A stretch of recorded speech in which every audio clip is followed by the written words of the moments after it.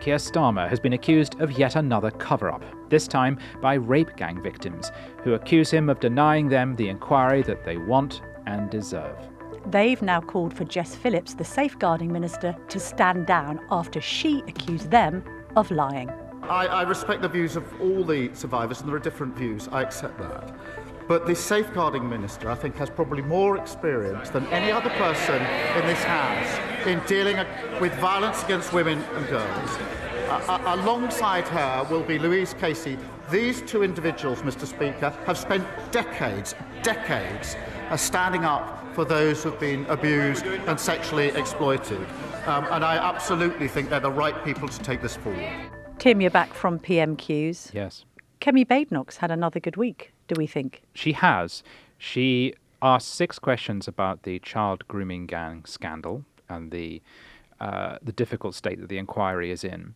And what was clever was she put the questions that people who had stepped away from that inquiry put to her. Yes. So her questions were not necessarily Kemi Badenoch's questions. They were questions raised by women who've walked away from the inquiry. So quite Jeremy Corbyn, that tactic of actually quoting a member of the public. It's a tactic, but it's powerful because it meant that the Prime Minister could not dismiss them and say 14 years, which is what he normally does. Yeah. Because if he did that, he'd be dismissing questions put by real people. So he was forced to take them very seriously and do his best to answer them. He was in earnest mode. There was a weird moment where there were cries of shame in response to Kemi Badenoch speaking on behalf of the 4 survivors that have withdrawn themselves from the inquiry process. Elizabeth, who was abused in Rotherham from the age of 14, had this to say, and I quote, "The government has created a toxic environment for survivors." They were looking for answers from the Prime Minister, and what they've heard is Labour MPs saying shame at their words. Yesterday, Mr. Speaker, the safeguarding minister said Elizabeth was wrong. Who should we believe? The Prime Minister's safeguarding minister or Elizabeth? The general gist of what they're saying in justification for why they're stepping away is they don't have confidence in the inquiry being laser focused on the largely Pakistani nature of the abuse against white girls. Yeah. They're saying this needs to be a specific inquiry into this specific offence, which they claim rightly to be racially motivated. Why was it that so many Muslim men who largely descended from Pakistan decided to abuse largely working class white girls? Why was it that? They don't want to have a child sex exploitation inquiry in the general sense of the word. They don't want to look at other forms of paedophilia. They just want to hone in on this. So the big picture is Labour didn't want this kind of inquiry. Labour has always favoured inquiries which have been about sexual abuse in general because it doesn't want to focus on abuse specifically by Asian gangs. It was forced to hold this inquiry, and now it's doing it. Some of the victims feel that it's dragging its feet, and it's trying to reintroduce that idea of discussing all forms of sexual abuse. So you mentioned that concern they have. The other thing they're concerned about is who is chairing the inquiry. There currently isn't a chair, though the lead on it is the safeguarding minister, Jess Phillips. Now, the victims are saying, why don't we get a judge? Yes. The government is saying, we shouldn't have a judge. One, because it would take a long time to get a judge. And this did trigger some titters in the House of Commons because it's taken 10 months to get the inquiry running. Yes. So the argument that we can't get a judge because that would delay things is undermined by the delay that they've already endured. The other thing is he said, I don't want a judge because judges judge after criminal proceedings have taken place. So again, I believe it would delay it even more. Why do they want a judge? Well, they don't want people who they feel are institutionally aligned with the abuse and cover-up. Yes, and I think that's a fair point. They don't have police officers because police officers dismiss their concerns. OK, so Jim Gamble, who was the former head of the Ulster Police Force, he's pulled his name out of the hat. He had been a contender because survivors said, well, I'm sorry, you're a former copper, so you may be likely to align yourselves with the police force, who we in turn have accused of being complicit in this. We interviewed a grooming gang survivor on the Daily Tea who said that she was treated like white trash, her words, not mine, by the police as much as she was her own perpetrators. And this is triggering, right? So there's a lot of concern in our culture, particularly among the progressive left, about avoiding doing anything which rakes up traumatic memories. Well, to put a whole load of people through an inquiry chaired by someone who they associate with past cover-ups and abuse. Yes. And then to do these things like trying to expand the remit, giving the impression that it's trying to bury a specific problem, this is what we would call triggering. Yes. And normally, Labour is very concerned about triggering. Yes, but on this occasion, it's not. The other person who has withdrawn their name is a social worker called Annie Hudson. Again, survivors complained. A lot of them were targeted because they were in care, because they were vulnerable, and they claim that social services didn't protect them. Actually say in some cases social services offered them on a plate to the people that abused them. Another thing that those participating in the inquiry or withdrawn are very concerned about is they say the government is briefing against them, which again taps into that theme of cover-ups. Again, it's a replay of everything they've been through. In particular, survivors have accused Jess Phillips of trying to broaden the inquiry. So it's not just about Asian rape gangs, but about all forms of sexual abuse. She says that's not true and has contradicted their claims. And they interpret that to be an accusation of lying. Yes. One survivor, Fiona Goddard, said, "I think she, Jess Phillips, needs to step down because she's publicly accused a grooming gang survivor of lying over and over again. That is part of the whole scandal." I spoke to one of them yesterday. Let's remember, these are victims who waived their anonymity, an incredibly difficult thing to do. And they believe that the safeguarding minister has lied to them and about them. One of the survivors has said, and I quote, "Jess Phillips needs to be removed because I don't think her conduct during this has been acceptable for the position that she holds." That is, those aren't my words. Those are the words of a survivor. It is a shame that Labour MPs are drowning that out. Yes, I've not been believed, and now I'm being called a liar by the woman who is in charge of safeguarding. Also, Jess Phillips gave this extraordinary performance, frankly, in the Commons that I think just merits a listen before we discuss it. Because it's all about this row over Oldham and whether she has allowed some councils to sort of stick their oar in and stop the investigations taking place that need to take place. Because I will be completely honest, the conversation with Oldham is, do we not think it might be better for them just to take part in a statutory inquiry? That it is absolutely nothing to do with the idea that Oldham is telling me what to do. And the more people from that side, he can hold up his paper and have a smug face all he likes. But the fact of the matter is that there is absolutely no council in this country who will tell this inquiry where it can and cannot go. I have said that 1,000,000 times from this dispatch box, and yet the same thing gets peddled again and again. It's vintage Jess Phillips, actually. First of all, she seems to think she's the only person on earth, let alone in Parliament, that cares about the safety of women and girls. I don't know how she's managed to gain this reputation as somehow a spokeswoman for all women everywhere. And she does have a record of working with them. The I point know she is, does, but she's just not not the only one. No, exactly. Yes. I mean, and that Maggie doesn't put Oliver her above and others. error or criticism. No, of course not. And also, when she is criticised, I think legitimately in this case, she becomes so indignant and so over-emotional. It's so much sort of mouth and no trousers with her. This isn't your platform, your personal platform to reassert your political credentials. Yes. This is about, note to Jess Phillips, this is about something bigger than you and your own ego. This comes up time and again when we discuss Jess Phillips. She always thinks the big issue is her integrity. Also, doing the right thing. It's always with her, I've been impugned in some way. What is the damage to me personally? Yes. It's not about you. Don't care. You're a politician, you've got to suck it up. Also, can we just discuss the elephant in the room here as to why survivors don't trust Jess Phillips? Yeah. Jess Phillips is the Labour MP for Birmingham Yardley. Mm-hmm. She nearly lost that seat at the last general election. A 10,000 majority was reduced to, let me just double check, 693.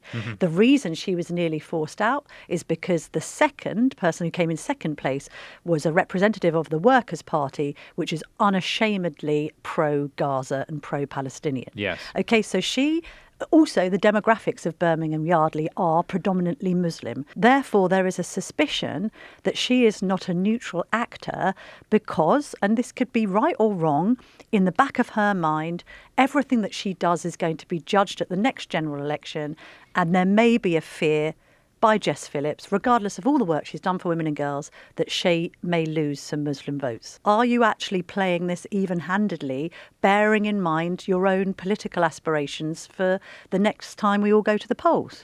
That I prefer a gentler interpretation, which is that Labour is just oversensitive to issues of race and racialising crime.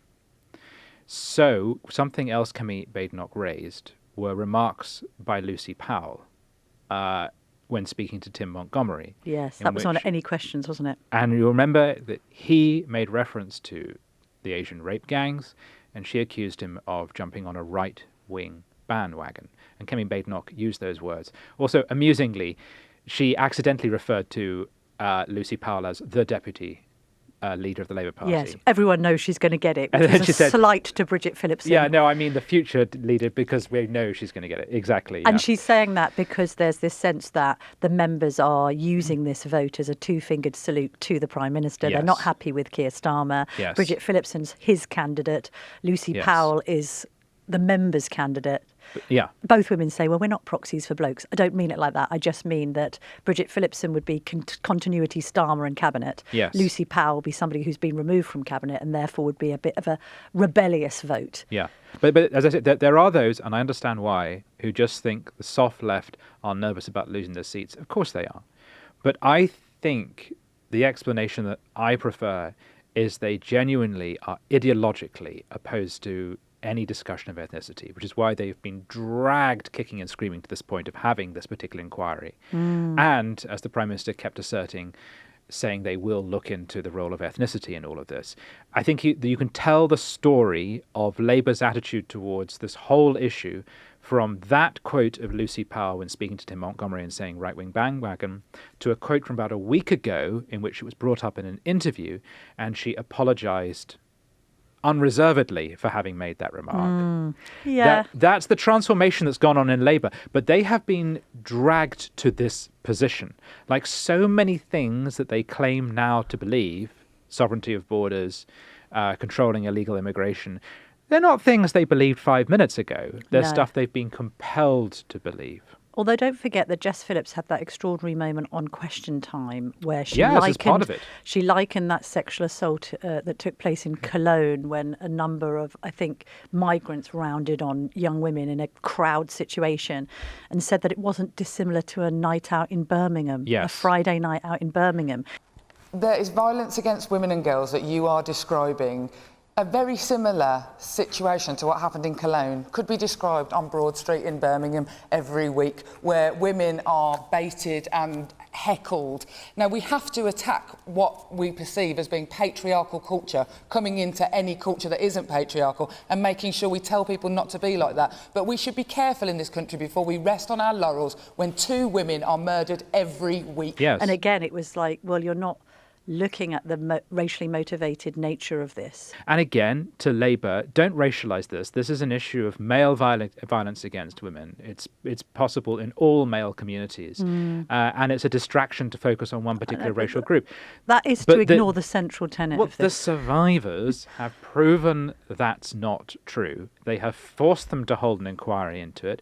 And I do think the length of time it's taking to set up, the controversies around who's in it, the controversies around over what it's about, all pull us back to Labour is doing this without really wanting to. As I said, the thing to remember at the very beginning is they didn't want this specific national inquiry. Do we think that now Keir Starmer has said he has full confidence in Jess Phillips, who he says must... She'll be gone tomorrow. Well, quite. I mean, No, every I time don't he think said she full will. confidence in either Peter Mandelson or indeed Angela Rayner, who we'll get onto in just a moment, they've obviously ended up leaving their post. Yeah. And the other interesting revelation from today is we're going to leave Jess Phillips in charge, even though she's lost the confidence of a number of survivors. Yeah. And we're going to get Dame Louise Casey, who, can I just describe her as the Miss Rabbit of the government? And that's a reference to Peppa Pig and a particular character that works at the supermarket, at the school, down at the local fish and chip shop. Like this Yes. every woman who seems to be the person to whom the Prime Minister delegates and devolves any decision making at all. And Is they're she often now very running, difficult decisions. Is she now running the country, Dame Louise Casey? She's a busy woman. Yes, yes. So leaving it in those two ladies' hands. But I think if more survivors come forward and criticise Jess Phillips and call for her to go, her Yeah. position is going to be untenable. It's not about the Prime Minister's confidence anymore. And you're right. We have now witnessed him say of several members of his government and Peter Mandelson, I have full confidence in that person, and then they're gone. That's because actually it's not just about the Prime Minister's confidence. This is about whether or not the victims of rape have confidence in Jess Phillips. Yes. And if she loses any more of them, then she has to go, because her job is to help victims of rape. And if Yeah. they don't trust her or like her, then she can't do that job anymore. I think the pressure is going to keep on mounting because there's a number of others who are coming forward and they're going to be giving interviews later and tomorrow and all the rest of it. Shall we talk about your bestie, Angela Rayner? Angela who Rayner, another person in whom the Prime Minister had complete confidence. Complete confidence. And you stayed on after PMQs because you I wanted did. to see her resignation statement. I caught a bit of it and I said on X, this resignation statement is turning into a party political broadcast Yeah. on behalf of the Labour Party. Yeah. I mean, it went a little bit awry, didn't There was it? a statement beforehand about Heathrow expansion. Oh. And of course, a junior minister in that now is Keir Mather, who's about 12 years old, who I don't think has yet flown on a plane. What, because he's not old enough? I'm told that his parents say if he does well enough in his GCSEs, he could ride in the cockpit. Nice. Right. In all seriousness, there are some Labour backbenchers who are really angry that some kid straight out of university who's in a seat with a small margin that he will lose, has been given a ministerial position and they've been overlooked. Wow. It's an example of how the party is dominated by, frankly, middle-class white men. I No, mean, isn't it's all of life? Hang on a minute, it's the People's Party. It's we the go on Workers' winning. Party. We go on winning. So I mentioned that because that's the background to Angela Rayner standing up. That many Labour people feel she represents a part of the party, socialist and working class, that's actually excluded from Keir Starmer's party.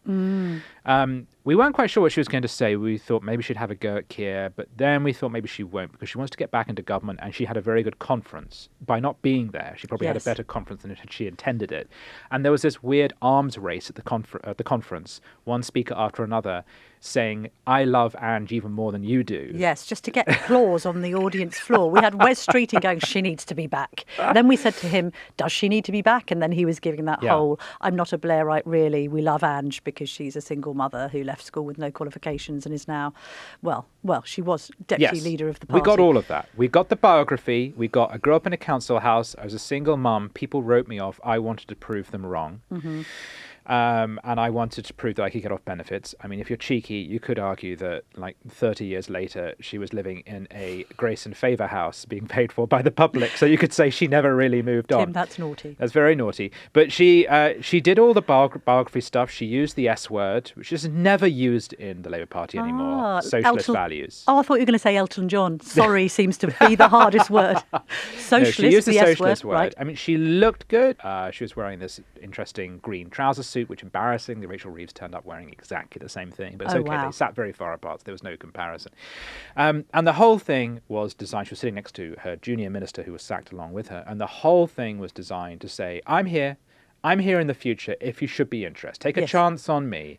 I'm happy to come back. I am ready, and remember, you like me. It's an ABBA revival of sorts, isn't it? It is. She's the ginger one. But there are two Wow. problems with this statement. One, watching it, an alien wouldn't be able to figure out why she resigned. No. Because according to her statement, she did everything right, she was totally transparent, and she has no shame. It's an honest mistake, she said. And she would like to thank the public for supporting her. So Yes. she didn't out wrong. The public all think she's great. Yes. So why was she resigning? She said, of course, it's not about me. Never. It never is in Parliament, is it? About No. the MP standing up and talking about themselves Not for 10 minutes. about me and my reputation that I'm desperately trying to restore. It's about the people she serves. But then the other thing that really wound me up about it was classic Labour. Labour is now a party that is 90% rich lawyers who went to Oxbridge, Yes. right? So the function that Angela Rayner serves, which is why they can never quite get rid of her, is because she can stand up and honestly say, I'm from Council House, benefits, single mum, etc. And Labour, all the Labourites are sitting there sort of, practically in tears going, oh, you go, Ange. And at the Yes. end, they're going up and slapping her on the back. They're not from council houses. No, they're not. They're not single mums. But by having her there, she fulfills this role that makes them feel this is what Labour's really about. But is Labour really about that? Because what has Labour done since it's been in office? It's raised taxes, killing jobs. It's tried to reform welfare, backed off on that. But that was about cutting people's benefits. It wasn't about helping them. And we all know, she kept mentioning the employment bill, what a great bill it is. We all know that Reeves and co wanted to water it down. Yes. And arguably, it's been rescued by Rayner's resignation because they had to give the left this thing, or else they would have nothing. Yeah. But the party is really moving so far to the right so quickly. This idea that it's the Workers' Party is just nonsense nowadays. And it just really winds me up that Labour MPs can still play that card. But do we think it was a positioning for a future shot at leadership? It was, yeah. It was just about reminding people of why you love me. Why you in the Labour Party like me and you don't want me to go away, because no one else can say these things and sound like they mean it, because the alternative is 14-year-old Keir Mathers sitting on the front bench. What do you want the party to look like in 10 years' time? Do you want it to be run by working people, or do you want it to be run by university graduates who've just gone straight into university? If you were advising Angela Rayner, you might urge her to be stalwartly on the side of some of these survivors. Yeah. Wouldn't you? Yes, yes. It'd be quite a good stick with which and to beat opposed to Keir welfare Starmer. cuts and the whole lot. But I think she's got to be careful. You don't want to be associated with an open rebellion, because Labour MPs right now are very nervous about their seats, etc. Yes. So they don't want someone rocking the boat too much. But she has put the offer out there. If at any point in the future you're sick of this complete failure of a Prime Minister, I'm here. I'm here. And I'm ready and I'm tested. If you're enjoying our journalism, why not sign up to From the Editor, our free email newsletter? Start your day with the latest news and opinion, plus our bite-sized puzzles. Scan the QR code to sign up free today.